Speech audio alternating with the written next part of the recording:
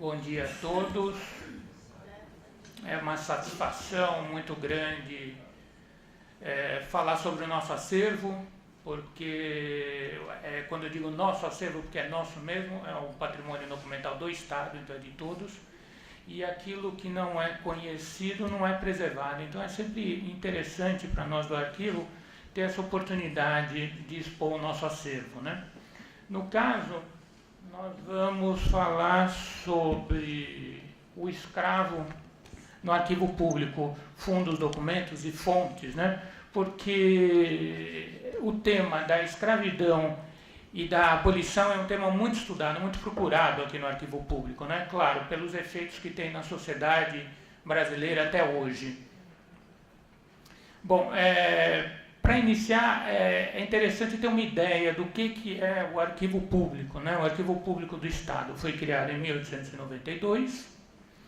Ele, desde que foi criado, ele herdou praticamente a documentação do governo do Estado, que vinha desde a capitania. A capitania de São Paulo foi criada em 1720, então ele tinha em 1892 toda essa documentação acumulada pelos capitães generais e pelos presidentes da província na época do Império.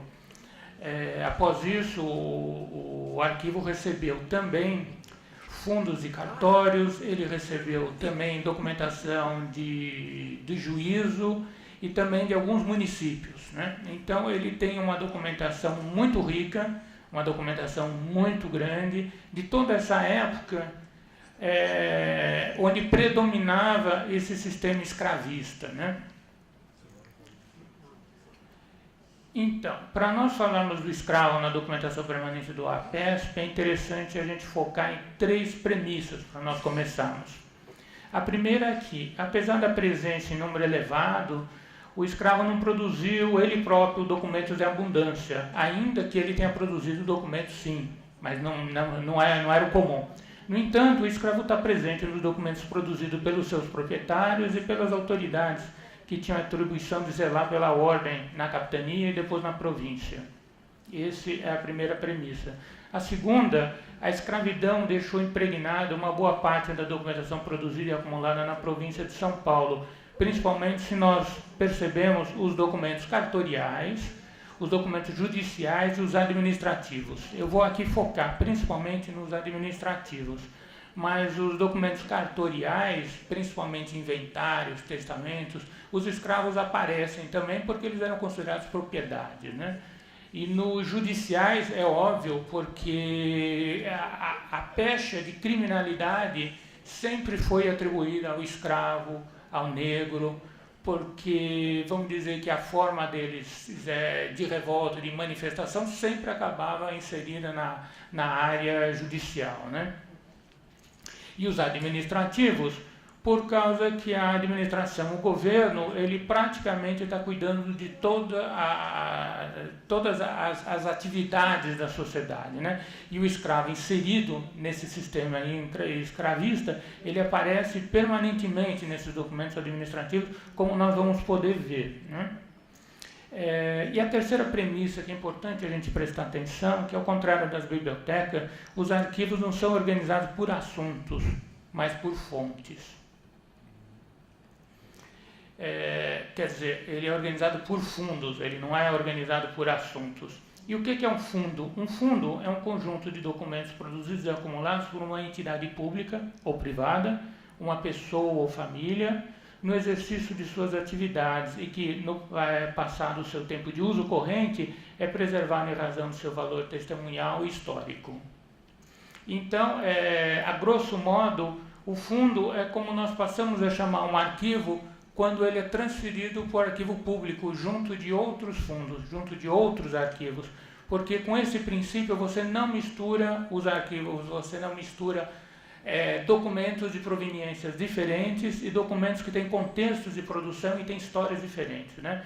Por isso que ele não é organizado como os livros, porque um livro ele é criado por um autor, tem começo, meio e fim, e os documentos não. Os documentos são produzidos por entidades ou por pessoas físicas ou públicas, e os documentos, eles são sempre uma série de documentos, eles são produzidos para que você consiga consolidar atividades, né? E esses documentos depois passam a ser o registro dessas atividades, né? Então eles têm uma organização muito diferente da biblioteca. Aqui nessa imagem, por exemplo, um fundo cartorial, são livros cartoriais, né? Nós temos, quando uma pessoa vem fazer uma pesquisa aqui no arquivo público, é muito comum, ele vai fazer uma pesquisa sobre escravos, ele encontrar duas latas que são chamadas escravos, né? Então vocês percebem que daí já tem uma incongruência com o que eu estou falando, né? Porque escravo não pode ser um fundo, não é uma entidade, e os escravos não costumavam produzir documentos. Na verdade, essas duas latas, né, num universo desse período colonial e imperial, que é praticamente umas 8.000 latas, você tem duas escrito escravos. Na verdade, essas duas latas, elas são resquícios de uma época em que se procurava colecionar documentos, ou seja, você juntar documentos de forma artificial sobre temas. Então, essas latas tem uma série de documentos que tratavam de escravos que foram tirados do seu contexto e juntados com uma ideia na época, errônea, mas uma ideia na época de você auxiliar o pesquisador. Então o pesquisador vinha, estou pesquisando sobre imigrantes, então tem lata imigrantes, com vários documentos fora de contexto que tratam de imigração. Essas duas latas, então, elas são uma coleção de documentos tirados de contexto, mas depois, mais adiante, eu vou falar, tem 4 maços importantes de documentos que ainda estão em contexto, mas vou deixar para falar isso mais tarde. Então, agora, eu gostaria de mostrar para vocês terem uma ideia disso que eu estou falando, de documentos seriados, de documentos de fundos, como eles, mesmo não tratando de um assunto escravos, eles estão impregnados de assuntos, exatamente, que têm a ver com a escravidão nesse período longo que vai da colônia até a abolição em 1888. Temos aqui na época da colônia logo um exemplo, um ofício do escrivão da Provedoria da Fazenda Real de Benguela, na África, de 1791, dirigido ao capitão-general da Capitania de São Paulo, a respeito de uma carga de 429 escravos. Então vocês vejam que na documentação do governo você já tem os ofícios que vinham ou da alfândega, ou vinham no caso da Provedoria da Fazenda, e nesse caso veio da África, e tem um motivo porque veio da África, sobre cargas de escravos, né? Este caso é um caso assim muito interessante, porque ele foi a primeira carga que veio diretamente da África para São Paulo, porque o monopólio do tráfico de escravos era do Rio de Janeiro, dos traficantes do Rio de Janeiro. Então os escravos em São Paulo tinham que ser comprados através deles. E aqui foi um grupo ligado ao capitão-general que conseguiu romper esse monopólio, né? Mas isso eu estou dizendo porque já foi feita uma pesquisa em Portugal, onde tem os documentos desse grupo reclamando para o rei de haverem rompido esse monopólio. Então, esse documento não trata exatamente do problema do monopólio, mas ele tem informações assim muito, muito curiosas de como se dava esse tráfico, porque no momento que eles chegavam a Santos, eles ficavam em quarentena por causa da doença e eles eram vacinados, né? Os escravos eram vacinados e tem um período de quarentena. Então, aqui já é um documento que a gente consegue perceber já detalhes do tráfico escravo. Depois nós temos um outro documento aqui, que foi selecionado, que também é muito interessante aqui. É uma representação dos vereadores de São Paulo, de 1781. E os vereadores estão pedindo ao ouvidor que tome providências para reprimir o vício do jogo entre os escravos, né? E é um documento curioso, porque no meio do corpo do documento, esse documento é mais um que precisa de tratamento, viu, Norma? Porque essas manchas são a tinta ferrugálica da época, em contato com a umidade, ele começa a corroer o documento, né? E então no corpo do texto ele é muito interessante porque estão reclamando do vício do jogo, e o jogo na verdade é jogo de cartas, né? Então no momento do texto os vereadores estão dizendo que o escravo, pouco depois que ele desembarcava, ele aprendia a jogar e depois ficava jogando em bares, quitandas, em todo lugar ficava jogando. Agora, é muito curioso, porque o próprio documento revela que o escravo adquiriu o vício, não vinha da África, adquiria aqui. E é curioso, só ele joga, sendo que carta, né, carta é a coisa mais ocidental, europeia que tem, tanto que fabricar carta era um monopólio do rei, né? O rei que fabricava as cartas, né? E, na verdade, você começa a perceber no corpo do texto que a preocupação é que os escravos deveriam estar trabalhando para alguém e estavam jogando cartas, né? Então, era isso, na verdade, que estava incomodando os vereadores. E também é uma correspondência mandada ao ouvidor, o ouvidor prestava conta, se correspondia com o capitão-general. Então, é mais um documento que está entre as correspondências do capitão-general. Nós temos aqui um outro caso também curioso, um ofício do ouvidor ao capitão-general, de 1821, onde ele está recomendando a publicação de um bando. O bando era um documento antigo, que vem desde a Idade Média, é um documento que ele faz um anúncio, um aviso geral para a população, né?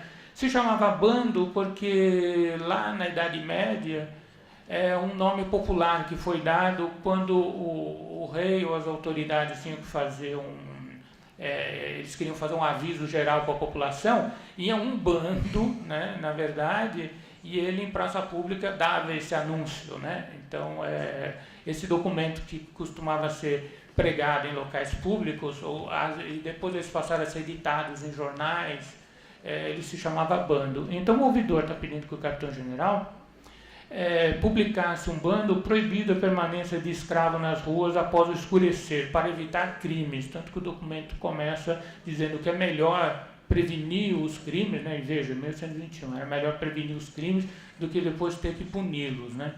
Então você veja que, mais uma vez, estão colocando sobre os escravos o problema da criminalidade. E esse problema de criminalidade, esses documentos que eu estou mostrando não são judiciais, eles são administrativos, executivos, mas eles já estão lidando com essa esfera. E aqui tem outro exemplo, que é um processo de 1820 de delação de um escravo. É curioso também, esse escravo Constantino fugiu de uma senhora e quando ele foi preso, ele, na verdade, o corpo do documento está dizendo que ele estava bêbado, e ele acabou contando que essa senhora e o pessoal da família dela fazia contrabando de diamantes, né? Então aí se abriu um processo de delação para apurar as informações do escravo. Então veja que nesses pequenos exemplos a gente vê como o escravo estava permeando toda essa sociedade, né? Como ele aparece em diversos documentos de diversas formas. Aqui nós temos um outro documento de 1822, que é uma petição de um escravo, e o nome dele aparece simplesmente como Francisco Pardo, e ele está pedindo a intervenção do capitão-general. Tem uma assinatura dele aqui embaixo, né? A gente não sabe exatamente se ele pediu para alguém escrever, ou ele sabia escrever, porque haviam escravos que sabiam escrever, sim. Então, essa é uma petição que ele está pedindo a intervenção do capitão-general a seu favor numa querela sobre o inventário do seu senhor.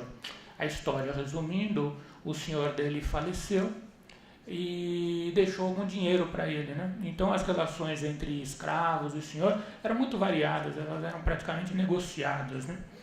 Então, a viúva não respeitou essa vontade e ele está pedindo a ajuda do capitão-general.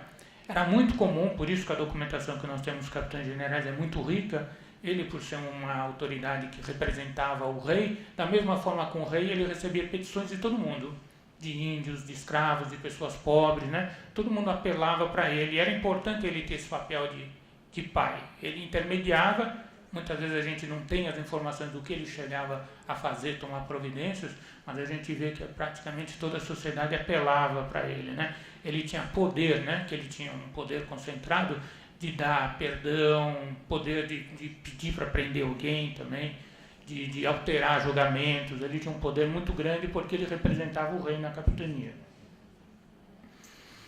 Um outro exemplo aqui de documento, onde aparece não exatamente um escravo, mas aparece um negro, e é muito, muito interessante. É uma carta de José Gonçalves de Aguiar ao capitão-general, reclamando da provisão que o capitão-general deu a um pardo forro, que ele chama simplesmente de filho de uma crioula prostituta, que recebeu provisão para tesoureiro da bula da Santa Cruzada, né? A bula da Santa Cruzada, ela era uma congregação, a grosso modo, da igreja que recolhia esmola, recolhia dízimos, recolhia dinheiro, né, para obras assistenciais, né?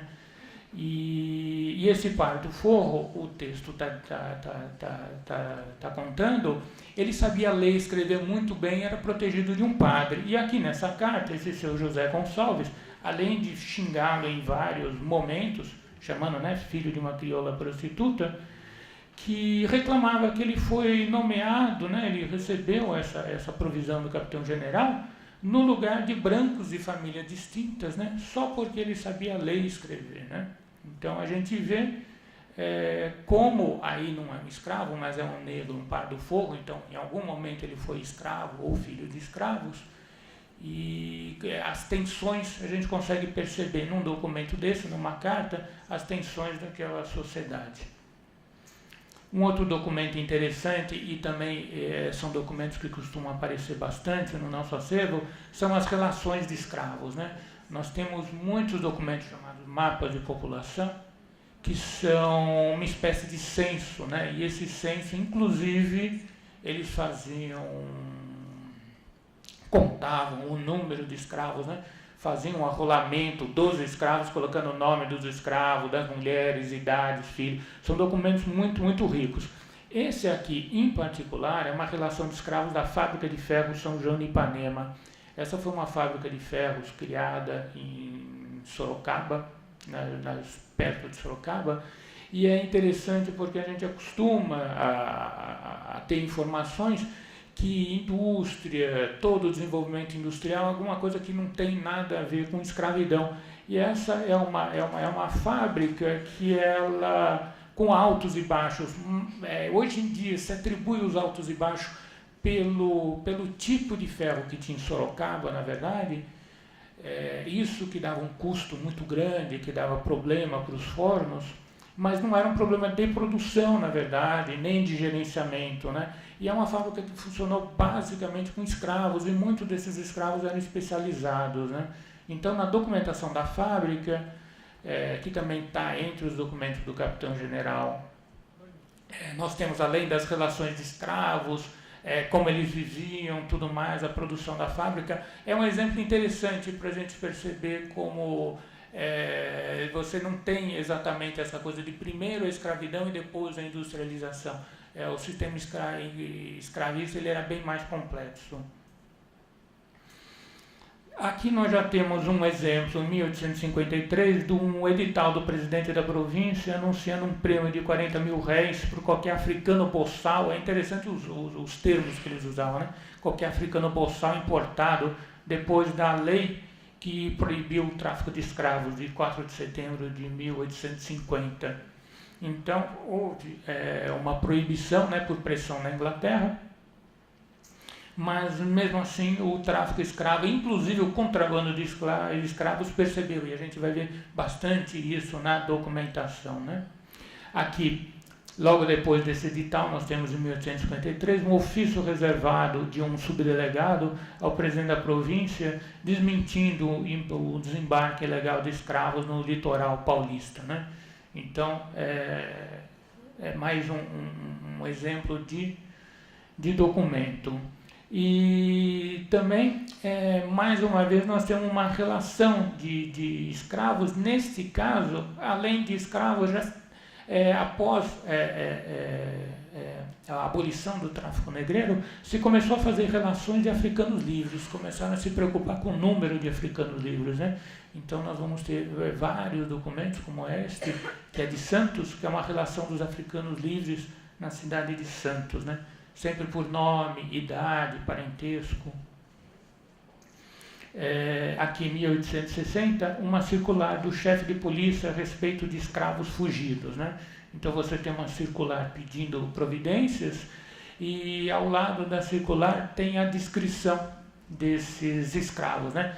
Os termos também são sempre aqueles, né? Um é feio, o outro tem uma dentição boa, é manco, né? As descrições são sempre nesse sentido, dos defeitos físicos, a dentição boa, se ele sabe falar bem ou não. São descrições bem gerais, então realmente eu não sei como é que eles conseguiram encontrar alguém, mas enfim. Aqui nós estivemos vendo esses documentos que eles são documentos sempre colocando o escravo, o negro, o pardo forro como pessoas a serem reprimidas ou pessoas que aparecem em documentos judiciais ou documentos policiais.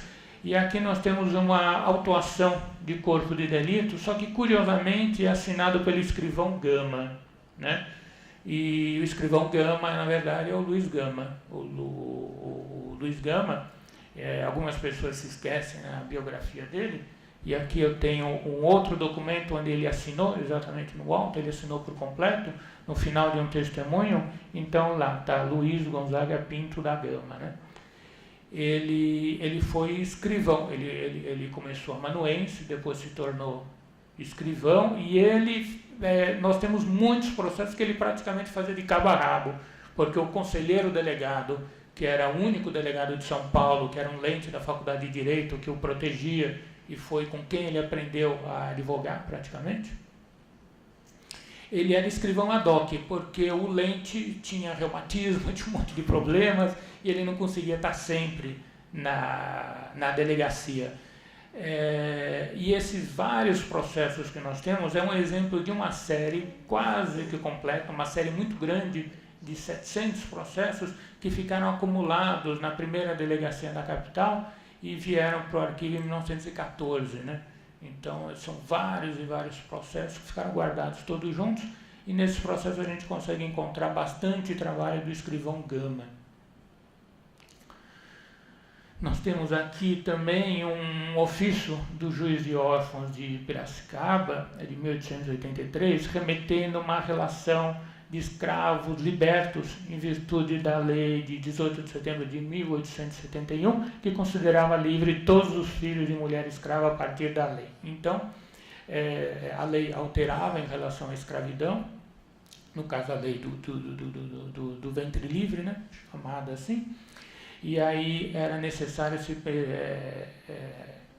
para cumprir a lei, se produzir mais e mais documentos. E aqui um juiz de órfão, ele teve que remeter uma relação para o presidente da província, dizendo o número de escravos libertos em virtude dessa lei, né? Temos aqui um outro exemplo também, por causa da lei, um ofício do juiz de órfão da comarca de São Paulo, ao presidente da província, que ele foi cobrado, né? Então ele foi obrigado a esclarecer o motivo que ele não entregou uma carta de liberdade para o escravo jesuíno, agraciado pela lei dos sexagenários, né? E aí, no caso, ele disse que faltava documentação, que faltava isso, que faltava aquilo, tal, mas ele foi obrigado a explicar o porquê que ele não concedeu a carta de liberdade para o escravo, né? No caso, o escravo jesuíno, que tinha esse direito pela idade. Depois nós temos também uma grande quantidade de documentos que se iniciam em 1872 por causa da lei do ventre livre. Essa lei ela acabou criando a junta de classificação de escravos, né? Que eram juntas locais que deveriam classificar os escravos que poderiam ser libertados utilizando um fundo chamado Fundo de Emancipação de Escravos, né?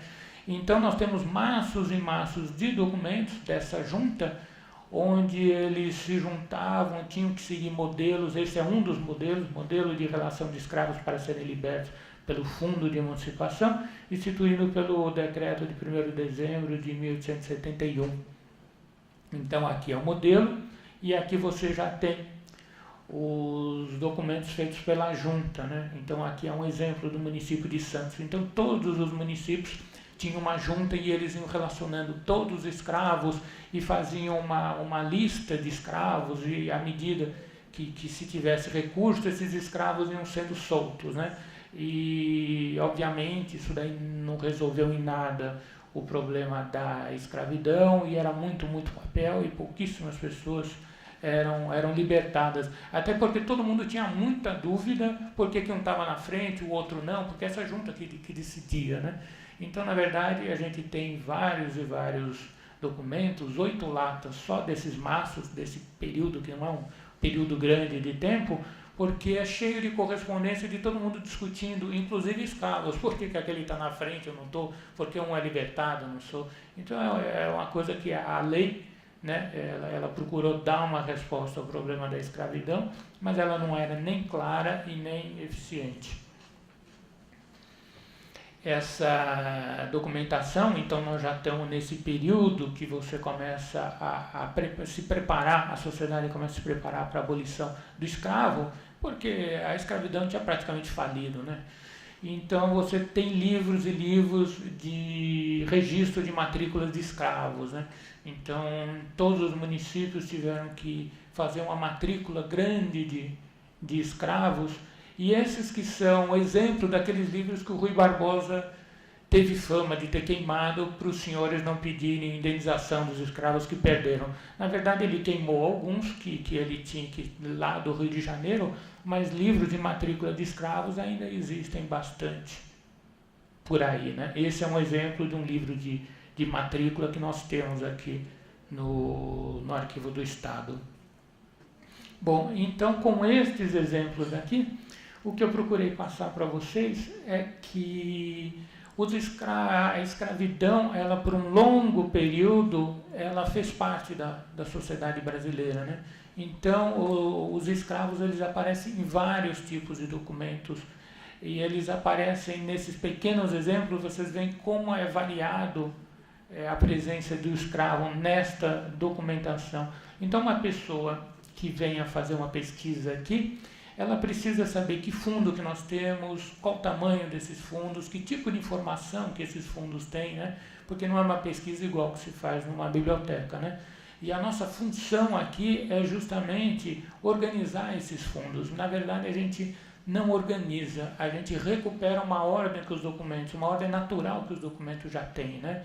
Que é a ordem porque que eles foram criados, né? Porque eles foram criados, guardados, acumulados. E o nosso trabalho é deixar claro, pelo menos o mais claro possível, essa ordem, e deixar tudo isso disponibilizado também de maneira clara, coerente, lógica, para que esse patrimônio documental, que é de todos, seja acessível a todos, facilmente acessível, conhecido, porque aquilo que não é conhecido não é preservado. Obrigado.